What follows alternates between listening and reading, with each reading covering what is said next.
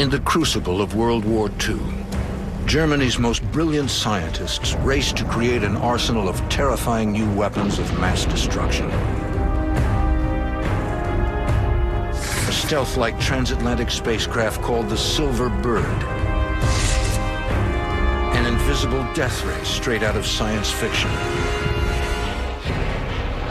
Rockets, flying saucers, even an atomic bomb.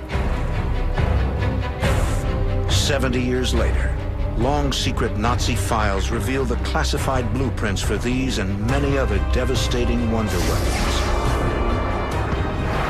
They are the masterworks of a desperate quest to terrify America and their allies, win the war, and rule the world for 1,000 years.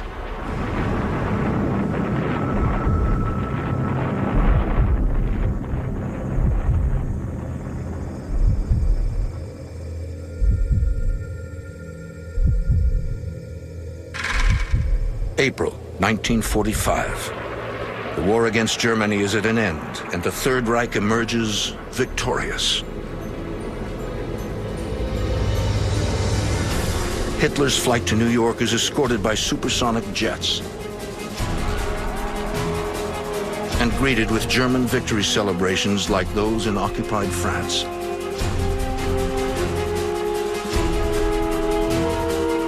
State ceremonies are staged theatrically to heighten the historic moment.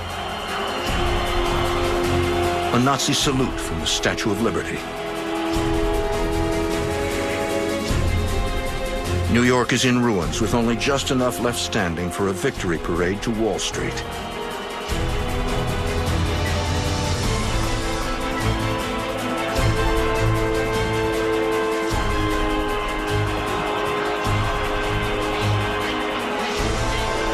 It is the ultimate nightmare of how World War II could have ended, thanks to Hitler's own dream team of hundreds of scientific masterminds. Rocket science superstar Wernher von Braun. Engineer, mathematician, and physicist Irene Brecht. Aerospace engineer Eugen Zenger. Even a Nobel Prize-winning nuclear physicist Werner Heisenberg.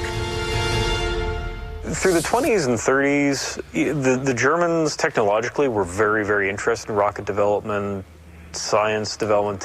This sort of really advanced aerospace development really became a German forte that the other nations around the world were really lagging behind. From this now defunct, top-secret, high-tech German complex, thousands of brilliant engineers, physicists, chemists, and their staff are generously funded from the Nazi treasury. Provided with the most modern laboratories in Europe, and ordered to develop the deadliest armaments the world has never seen. The delta-winged Lippisch P-13. A vertical takeoff rotor-winged warplane half a century ahead of its time. A flying aircraft carrier. And the Silbervogel, the Silver Bird. A supersonic suborbital spacecraft capable of bringing the Blitz to Broadway.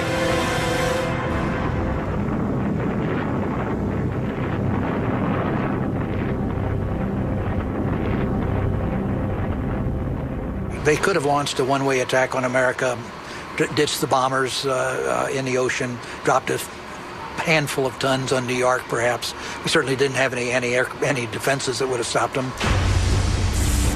Silverbird never leaves the drawing board, but today, questions still remain. How did German scientists leap so far ahead of their enemies? What's the science behind these machines? And how close does the genius of Nazi science bring Adolf Hitler to the brink of victory?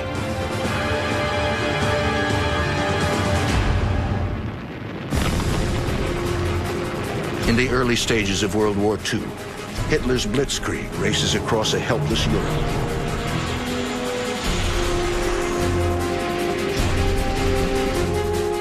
Germany is the first modern nation to wager so heavily that science and technology are the fast lane to world domination.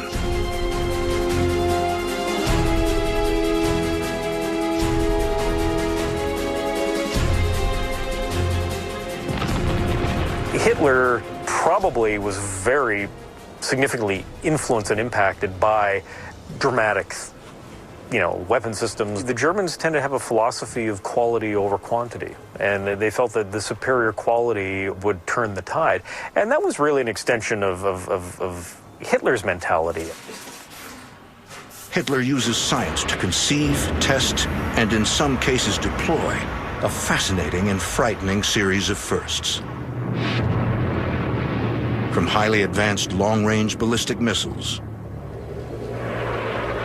to jet fighters, the first to enter the war, said to overpower the Allies' propeller-driven aircraft, to an early stealth-designed monoplane straight out of Star Wars, decades ahead of America's B-2 stealth bomber.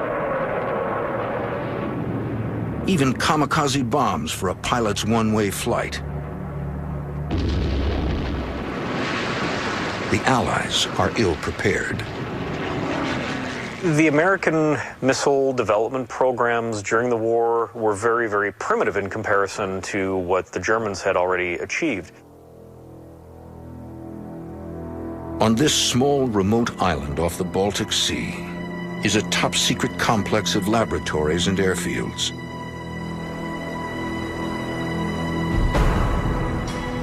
Here, Nazi scientists trial the world's first cruise missile.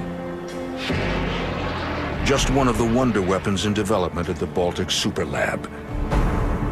The sleepy seaside town of Peenemünde is the location the Nazis choose for their most secret science. It will become the birthplace of the jet age and the space age. The cradle of the wonder weapons. The Peenemünde location was kind of ideal because it was a really remote part of Germany. You're close to the Baltic Ocean that you could launch rockets into, and you wouldn't have necessarily the problem with somebody, stealing the technology and getting out to the west. The existence of Peenemunde's satellite town is a strictly controlled state secret, complete with futuristic apartment blocks for the scientific elite. But it's also a concentration camp for the expendable prisoners who live, work, and die here as slaves. When they are too weak to continue, they are murdered, lest anyone reveal Hitler's scientific secrets. Peenemunde's scientists are not slaves, but their welfare and that of their families hinges on cooperating with the Nazis. Private trains carry engineers and physicists to the self-contained metropolis of metalwork power plants and proving grounds. Peenemünde becomes the Nazis' Los Alamos and their Cape Canaveral.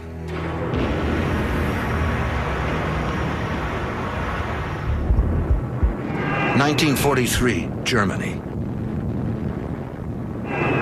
The Allies pummel the nation in a hail of bombs. But Adolf Hitler still believes in victory. The Nazis plan an arsenal of terrifying new weapons of mass destruction. With capabilities and range so far advanced, not even America will be spared.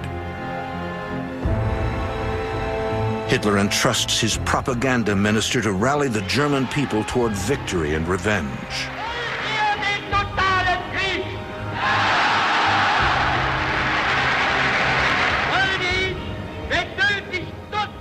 Joseph Goebbels coins these terms, Vengeance 1 and Vengeance 2. And the idea was that they would be effective to counter the American air offensive and the British air offensive. The Vengeance 1, or V1, is a revolutionary liquid-fueled pulse jet capable of flying 360 miles an hour on autopilot.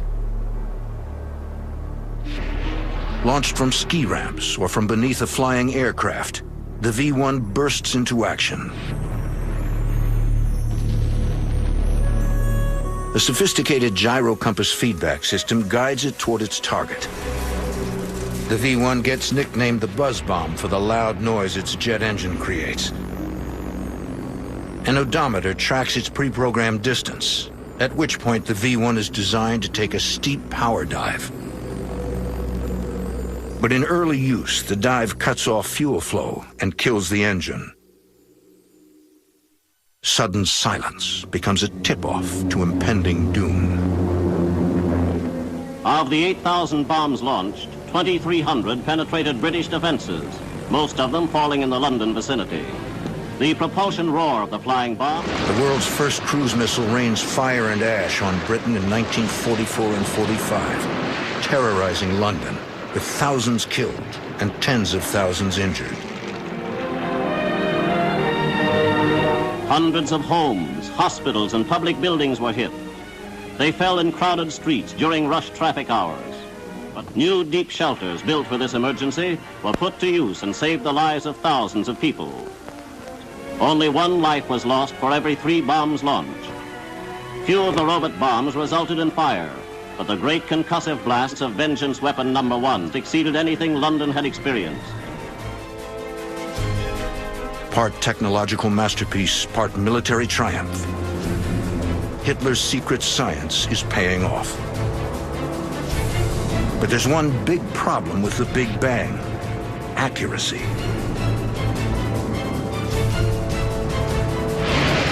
To target and destroy Allied bases with troops and convoys, somebody would have to fly this bomb. While Hitler promises the nation that his rockets will turn the war, engineers add a pilot seat and crude controls to the V-1, creating the Reichenberg, a German kamikaze aircraft. Hundreds were built, but none ever see combat. They were difficult to fly. Putting a pilot would have ensured some small amounts of damage, but the potential of the airplane in terms of its top speed, of its range and its endurance, of its ability to get to a target, these were not essential war-winning weapons. Decades later, the original plans for the Reichenberg resurface in a private archive. In this small Bavarian garage, Hitler's secret science is coming back to life, as several wonder weapons are rebuilt or reconstructed here for museums. The Bavarian builders find welded seams of inconsistent quality, suggesting that some were done by skilled technicians, others by exhausted concentration camp prisoners.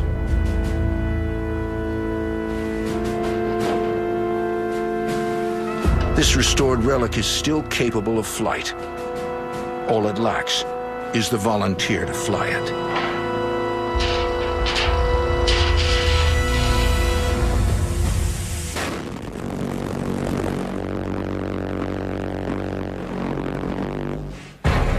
For Hitler's secret scientists, no concept is too futuristic, no propulsion system or wing design too bizarre. Some will fly, some will fail. Many live on in the war zones of the 21st century. And in a strange twist of history, one of Hitler's most brilliant scientists will survive the fall of the Third Reich to become an American hero. 1943. Germany's National Socialist Party announces Vengeance Weapon V1, suggesting that a V2 is also planned. So from the Nazis' secret complex at Peenemünde, engineers give birth to the space age from the ground up via a brilliant young physicist, Dr. Wernher von Braun, and his A4 rocket, ultimately named the V2. The V2, the Vengeance Weapon.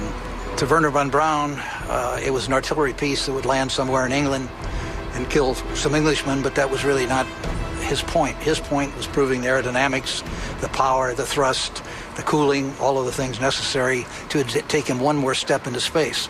He wanted to see man in space. It was a consuming passion. His engineering ideas were what drove him.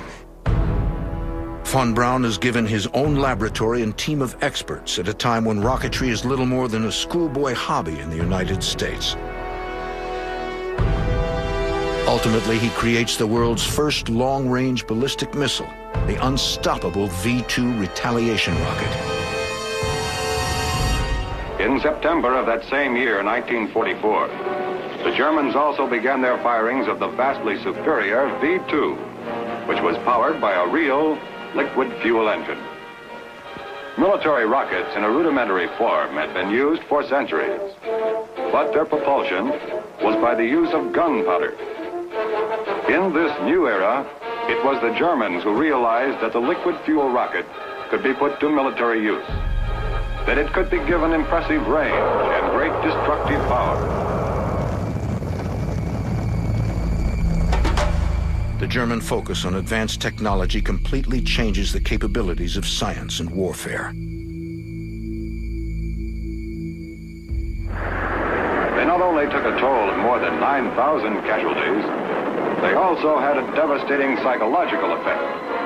For unlike the buzz bomb, the V-2 fell without warning. It had a speed of 3,300 miles per hour, and it could not be intercepted by fighter aircraft or brought down by anti-aircraft artillery. According to Boyne, von Braun's focus was more on the science than winning the war. All that mattered to him was solving the aerodynamic problems, the problems of control, the problems of burn, all of the things that are inherent in a ballistic missile, not as a weapon, but as a means to get into space. But defiance of the Führer is not an option for any German scientist. And neither is the suggestion of defense. The real impact on the outcome of the war was in an area that the Germans really failed to develop, and that was really the defensive technologies. You had to be very politically correct as a Nazi, or else you'd be in trouble. That meant you couldn't have weapons that were seen to be too defensive that might indicate that the war was being lost.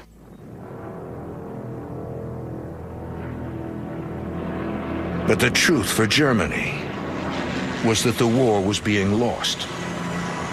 1944, U.S. warplanes attack a Nazi convoy of trucks carrying the one wonder weapon that might have made a difference had it ever been deployed.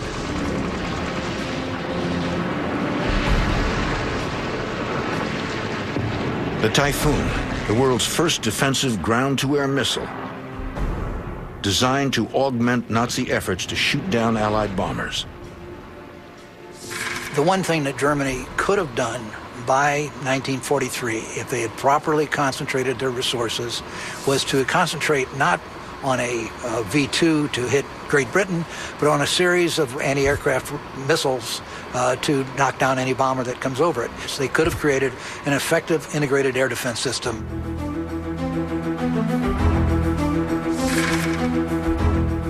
The Typhoon's first field tests were conducted at Station 4 in Peenemünde in 1944. It's revolutionary and economical. A simple steel tube about 6 feet long, filled with a mix of nitric acid and synthetic fuel.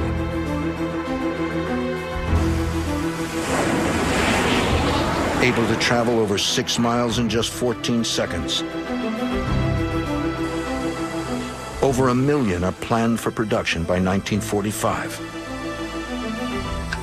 But that didn't happen. It was clearly beyond their capacity to do. They were absorbed with, they thought they had either won the war, or then they were absorbed with maintaining the war to keep themselves in power as long as possible. They never concentrated their resources. They never allowed the people who might have done these things to get together and do them. There was too much suspicion. There was too much party politics. This computer simulation shows how the defensive Typhoon rocket's mobile shooting base will look when rebuilt. A secret science artifact that perpetuates the wonder weapon mystique today. These craftsmen are building just one Typhoon, not the millions Germany dreamed would cleanse the sky of Allied bombers. Ultimately, it's the ingenuity of Nazi weapons, not their numbers, that propels the world further, faster, and higher than anything ever seen.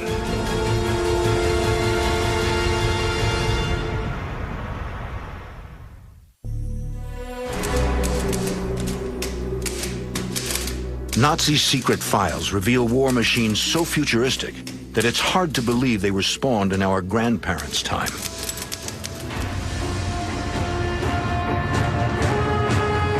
Powered flight is less than 30 years old when Hitler seizes power. Yet within months, the blackboards and blueprints of his Third Reich are bursting with incredible designs. Before the war is over, Germany will produce a series of aeronautical firsts that remain the basis for many air and spacecraft today. The Arado 234, the world's first operational turbojet bomber and the most advanced jet of its kind. The Arado was the second of the airplanes that reached production employing the Junkers Jumo 004 engine. And it was just a very lightweight, clean, streamlined airplane that put a lot of pilot duties on. The pilot had to be the bombardier and the navigator and the gunner. But it was effective, it was easy to fly, and relatively easy to maintain. So it served in small numbers and was an airplane that any country would have been proud to fly. Even earlier, there were the many marvels of Munich-born Dr. Alexander Lippisch, who designed a series of delta-wing gliders in the 1930s that eventually led to the introduction of the rocket-powered interceptor Messerschmitt Me-163 Comet and the better-known Messerschmitt Me-262, the world's first operational jet fighter, able to outrun any Allied aircraft by as much as 100 miles an hour. It is considered the most advanced German craft to actually make it into combat. A lot of the things that they were trying to do were things they were driven to do. With the invasion of France, the Germans were faced with a situation in which their territory was more and more confined. So their thoughts began to turn to vertical takeoff aircraft, and so they wanted rocket fighters that could ascend vertically to attack the American squadrons because they didn't have time to take them off and have a regular fighter plane climb. To this end, Nazi dream machines include the Focke-Wulf rotary jet, with liquid-fueled rockets at the tips of its triple propellers, designed to take off vertically, then fly like a plane. But the most incredible vertical lift weapon of all is thought to be hidden in the secret hangars at Peenemünde, a Nazi UFO.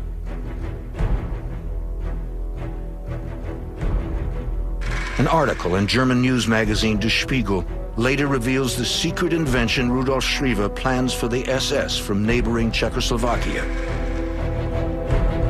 The piloted Schriever Flugkreisel, nearly 50 feet in diameter, with 3 impulse jets on a rotor inside a circular fuselage. This UFO was never built.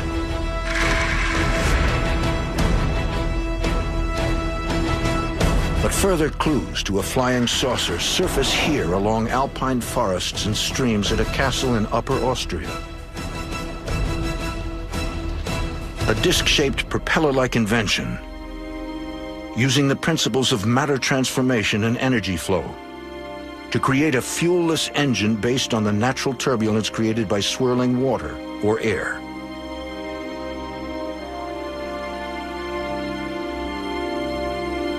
Jörg Schauberger says that his grandfather's concept for a totally new propulsion system turned rumors of a UFO into reality.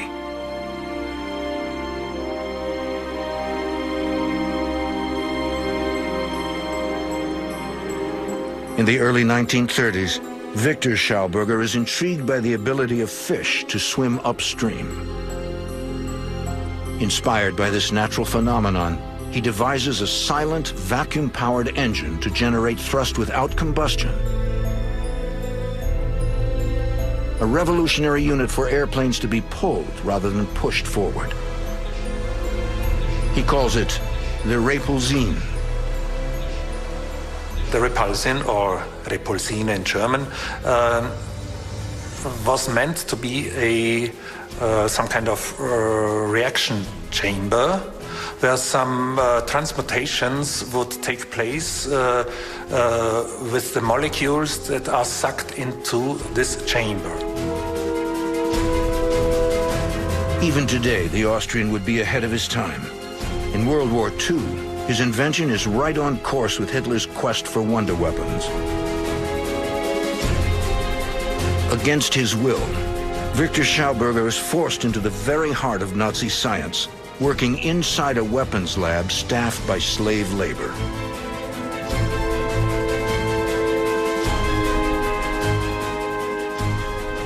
But there is no weapon-like thing with this Repulsin. It's only meant to be some kind of propulsion system and not a weapon itself. But elsewhere, deadly innovation is in full swing. Among the top-secret correspondence between Nazi officials and German Air Force Colonel Schroeder-Stranz, there's a clue about a wonder weapon that's rumored to have the power to kill, heal, and even help find oil. The colonel repeatedly offers his ambitious proposal to the armed forces. In the last desperate days of the Third Reich, the SS decides to support the project. His brainchild is the stuff of science fiction. A wonder weapon that can pierce the thickest armor or send enemy planes crashing down from the sky. A test is to be conducted at a secret location. Crates are unloaded at night so no one will be alerted to the classified operation. The crates contain valuable metals and a Geiger counter to measure radiation. Dawn, March 1944. The colonel takes off for the test area. If the weapon works, he'll receive unlimited financial support. Colonel Schroeder-Stranz is the only man who knows the exact details of the tests to be run. A quarry in the middle of the forest in the Harz Mountains.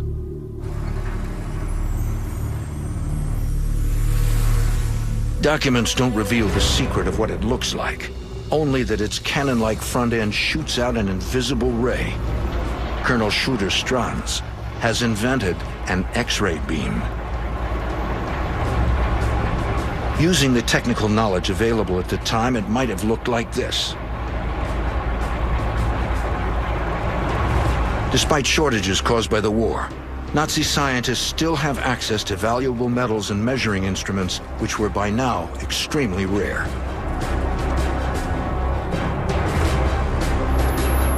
A trial run claims that the weapon shoots out a bolt of radiation that can be detected up to 25 miles away.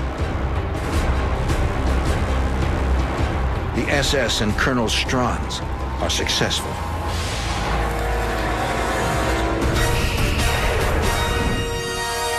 But then, mysteriously, the file is closed. The special unit is disbanded in October 1944 with no explanation to be found to this day.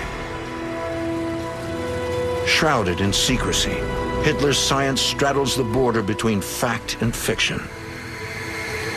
But one of the Führer's quests is beyond dispute.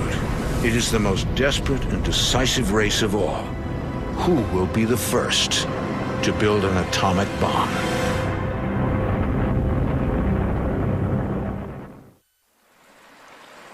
(1943). As scientists continue their work at the secret city on the Baltic, the tide of war continues to turn against the Third Reich. In the east, the German army is turned back at Stalingrad.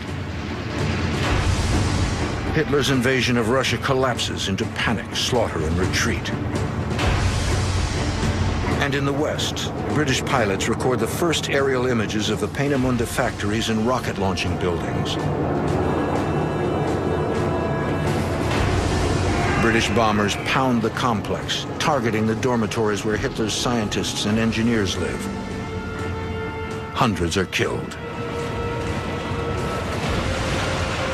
To a certain extent, Peenemünde never totally recovered.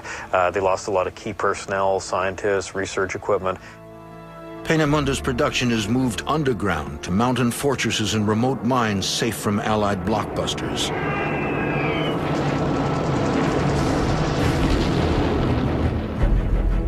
Elsewhere, Stuttgart, Germany, 1944. Nazis plot the ultimate weapon to win the war, an atomic bomb. A team of German scientists attempt to unlock the secret of nuclear fission to produce electric power. Half a world away, Physicists at Los Alamos, New Mexico are on the same quest, using the radioactive uranium of the American West to set off the world's first nuclear weapon. But the Germans have their own atomic genius, Nobel Prize winner Werner Heisenberg. Heisenberg and his team call themselves the Uranium Club, but the German army has other plans for the atom smashers. In early 1945, neither the U.S. military nor researchers know anything about the state of nuclear capability in Germany. A secret U.S. project, codenamed Operation Alsos, is established to find out if the German atomic bomb project exists. Outside the city of Stuttgart, beneath a castle in Haigerloch, Alsos agents discover an atomic reactor in a stone cellar.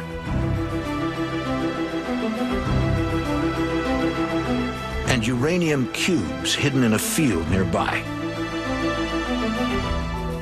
They take the evidence back to the United States for further investigation.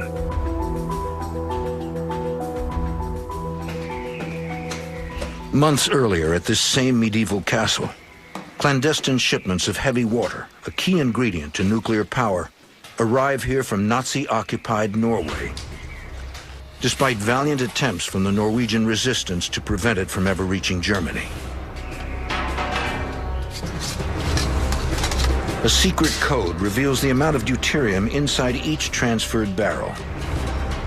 Deuterium, an isotope of hydrogen, makes water about 10% heavier.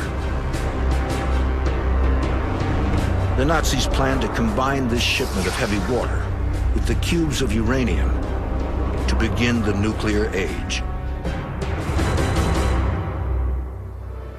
On every front, from stealth technology to nuclear power, Hitler's push for scientific success is fueled by the Nazi dream of a global Reich, a German empire lasting 1,000 years, where a massive railway system connects main power centers from Siberia to Moscow, Paris, and Berlin. Berlin, the capital, is to be renamed Germania.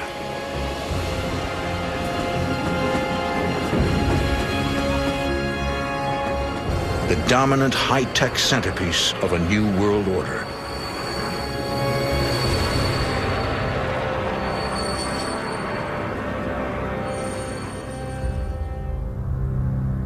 But by March 1945, the dream is fading fast, and Hitler is growing desperate. With Allied forces closing in on Germany, only a wonder weapon can save the Third Reich. But at the Trinity site in the New Mexico desert, it's America who proves the power of the atomic bomb.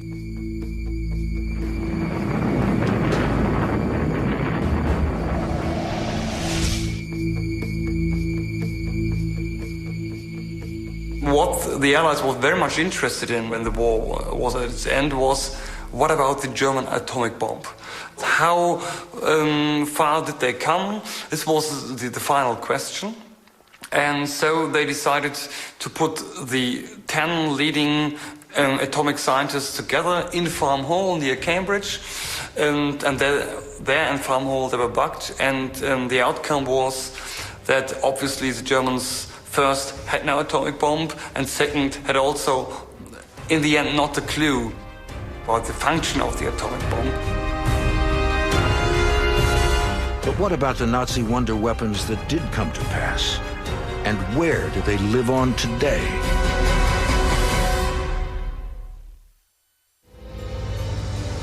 The world's first cruise missile, first long-range ballistic missile, first guided surface-to-air missile, first anti-ship missiles, even the world's first closed-circuit TV, the world's first operational jet fighter and jet bomber. Aerodynamics in Germany, there were a small group of people who were very, very advanced. And there is some sort of a special genius about it. Countless designs, years ahead of their time. Secret sites wholly dedicated to science. Backed by propaganda. boasting German money and fearful enemies. How could Hitler's plan for wonder weapons fail? In Germany, virtually everything was a secret. So any science was a secret. It hurt the Germans more than it hurt us. They also had a very, very confining security system. And so there was not the cross-feed that you get in a good scientific community. You had enthusiasts building dreams, but without adequate resources. You had people making decisions about resources who had no idea about the projects. And at the top, you had Hitler making the final decisions on many things upon which he had only partial information. Such controlled secrecy slowed wartime production to a devastating degree. The Germans ultimately produced about 1,300 Me-262s, of which they got 300 in combat. And at the time, we were putting 1,000 bombers and 1,000 fighters over Germany in a day. The Third Reich nurtures hundreds of deadly inventions. But to roll them out and win the war, they'd have to prioritize a mere handful of wonder weapons and mass-produce these by the thousands. Thankfully, they lacked the production methods, materials, and the management required. Had Germany focused on defense, more strategically chosen her ammunition, and greatly increased production of these specific weapons, the outcome of the war might have been very different. That would have made invasion in 1944 very difficult, probably problematic. It made probably an invasion put off until 1945, and it's even conceivable that the war might have ended with the first atomic bomb being dropped on Germany instead of upon Japan. But that didn't happen.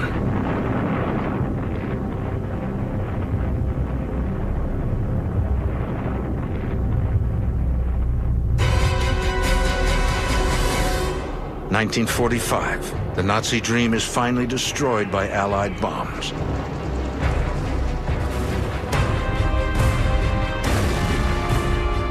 Hitler and his adjutant Himmler commit suicide. At the Nuremberg trials, the Nazis face their own death sentence.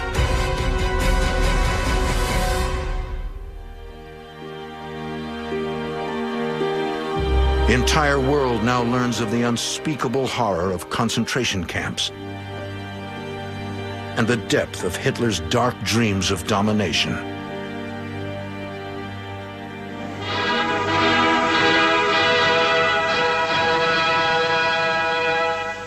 Dreams that would reach far beyond Europe. Attacks on America had been planned since 1939. In this inventive German newsreel, the Nazis focus abundant long-range air power on the United States as part of the planned America Bomber Project.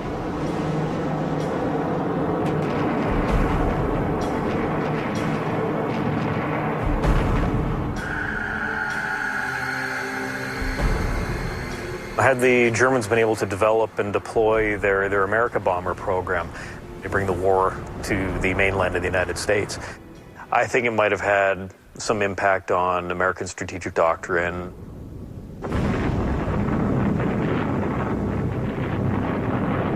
Especially if these bombings had been nuclear.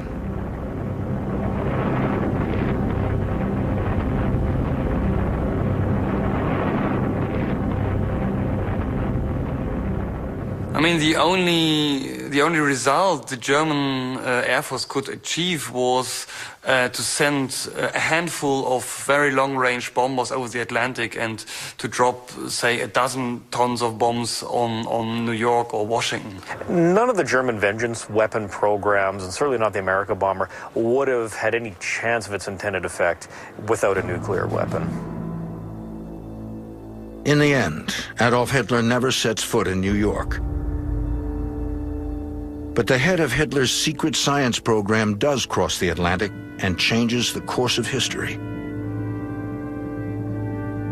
In 1945, as American and Soviet troops close in on Berlin, rocket genius Wernher von Braun and a small group of his most loyal associates must choose their destiny: surrender to the Russians, take cyanide, or align with the Allies.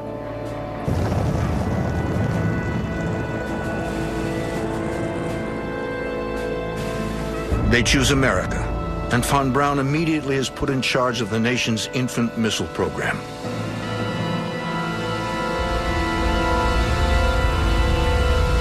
The White Sands testing grounds in New Mexico, where von Braun works on a new rocket and accomplishes his space dream after all.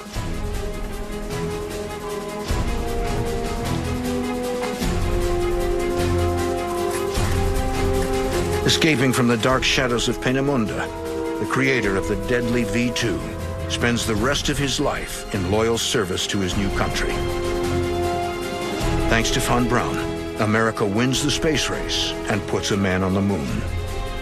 Yes, we see it. We see it. Here it is. Okay, engine stop. Houston, Tranquility Base here. The Eagle has landed. Roger, Tranquility. We copy you on the ground. You got a bunch of guys about to turn blue. We're breathing again. Thanks a lot. That is probably the principal achievement of the Peenemünde mines. Wernher von Braun is undoubtedly the most significant American rocket engineer of the century. Many would say he's the most significant rocket engineer of the world. So with the German scientists and knowledge that was brought back to the United States in the 1940s and early 1950s, you can make a very strong case, and nobody really disputes it, but there's almost a direct line from Peenemünde to the moon through Wernher von Braun. Yet rockets aren't the only descendants of Hitler's secret science. In the 1950s, after decoding thousands of captured Nazi files, the United States Air Force performs classified flight tests of airframes that bear an eerie resemblance to the incredible dream machines on the runways and drawing boards of Peenemünde. The flying wing can carry a larger load faster, farther, and with greater economy than conventional airplanes of similar size and power. Few men indeed can see the flying wing in operation without saying, the plane of tomorrow is flying today. Had it been in peacetime, perhaps if the war had not come on and they made the same effort, you would have seen German jet airliners before you'd have seen British jet airliners. The piloted futuristic deadly space shuttle named Silverbird, designed by German engineers Singer and Brett, is never built. But today's space shuttle and almost all modern rocket engines still use principles of its design.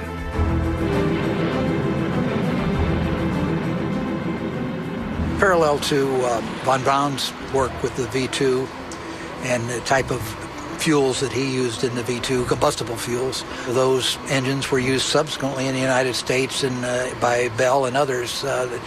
Ultimately, the much more sophisticated variations of them would even appear, for example, in the X-15.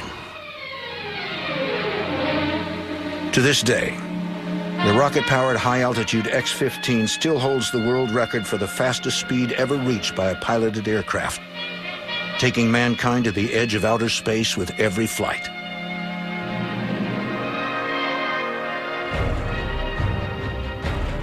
There's no argument that Germany had some of the most talented weapons designers on the planet at the time, but they were failed by their leadership. Hitler really strongly hoped and believed that his scientists were going to develop a nuclear weapon. Even without atomic energy, the Nazis reached unprecedented heights of scientific advancement, all in the name of war. I think we're fortunate that, the German inability to collate and focus its programs and having an impact on the Allied strategic bombing campaign is really a silver lining for democracy.